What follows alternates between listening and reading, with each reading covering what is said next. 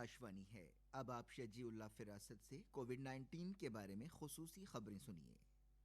ملک میں کووڈ 19 کی شرح اموات میں مسلسل کمی سے ہندوستان ان ملکوں میں سے ایک بن گیا ہے جہاں پوری دنیا میں سب سے کم کووڈ 19 اموات ہو رہی ہیں۔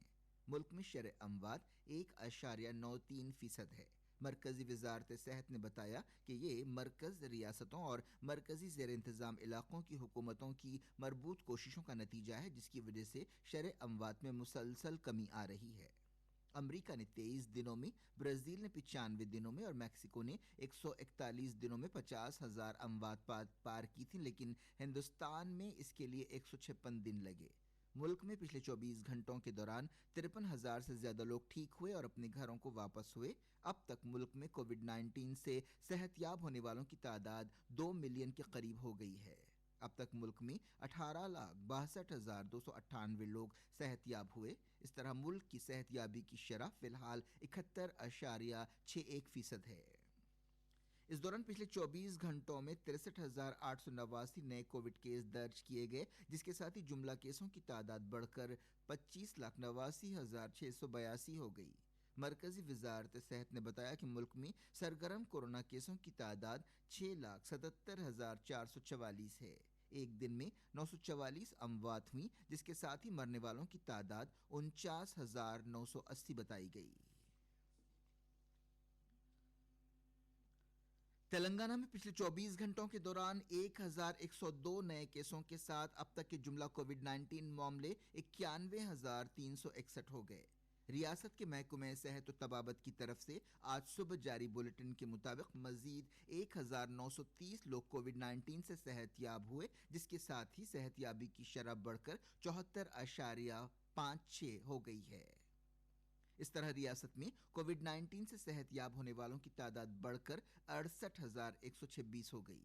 اس دوران کل کووڈ 19 اور دوسری بیماریوں کی وجہ سے مزید 9 لوگوں کی موت ہوئی۔ اس طرح ریاست میں جملہ کووڈ اموات 693 ہو گئی۔ اس دوران گریٹر حیدرآباد میونسپل کارپوریشن میں جہاں کووڈ 19 کے معاملات بہت زیادہ ہیں، پچھلے 24 گھنٹوں میں 234 نئے کیس پائے گئے، جبکہ کریم نگر ضلع میں 101 نئے کووڈ کیس پائے گئے۔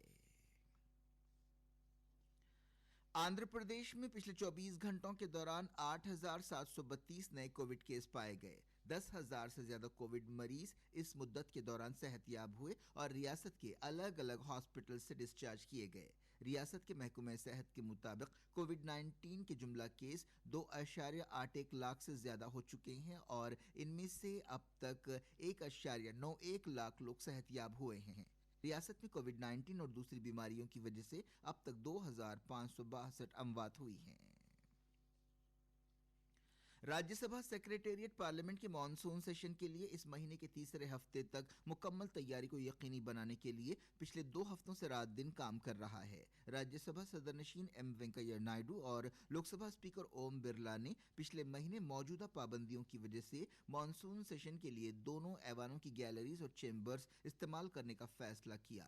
عہدیداروں نے اس بات کو یقینی بنانے کی ہدایت دی ہے کہ ٹیسٹنگ، ریہرسل اور قطعی معائنے کے لیے اس مہینے کے تیسرے ہفتے تک تمام انتظامات مکمل ہو جائیں۔ ان انتظامات کے مطابق راجیہ سبھا کے چیمبر اور گیلریوں اور لوک سبھا کے چیمبر کا استعمال سیشن کے دوران ارکان کے بیٹھنے کے لیے کیا جائے گا۔ راجیہ سبھا کی گیلریز میں 51 اور چیمبر میں 60 ارکان بیٹھیں گے اور سماجی دوری کے اصول کے مطابق سامنے کی صف چھوڑ دیں گے۔ باقی 132 ارکان لوک سبھا چیمبر میں بیٹھیں گے۔ راجیہ سبھا کی گیلریز اور چیمبر میں مختلف پارٹیوں کو ان کی طاقت کی بنیاد پر نشستیں الاٹ کی جائیں گی اور باقی ارکان لوک سبھا کے چیمبر میں حکمراں جماعتوں اور دوسروں کے لیے مختص 2 بلاکس میں بیٹھیں گے۔